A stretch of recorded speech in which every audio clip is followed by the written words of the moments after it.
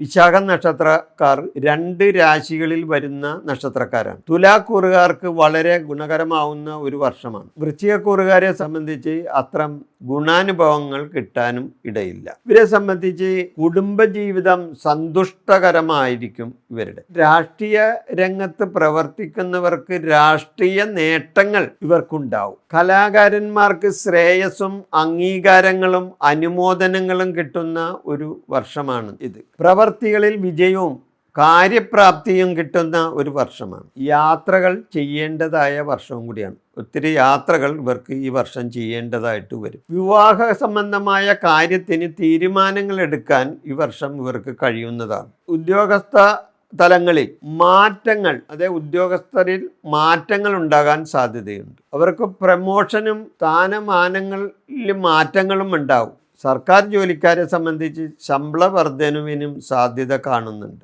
ഉദ്ദേശിച്ച പല കാര്യങ്ങളും ഇവർക്ക് നേടിയെടുക്കാൻ കഴിയുന്ന വർഷമാണ്. തർക്കങ്ങളിൽ നിന്നും ഒഴിഞ്ഞു നിൽക്കേണ്ടത് ആവശ്യമാണ്. ഈശ്വരാധീനവും പുണ്യസ്ഥലങ്ങൾ സന്ദർശിക്കാനും ഇവർക്ക് ഇടവരുന്ന ഒരു വർഷമാണ്.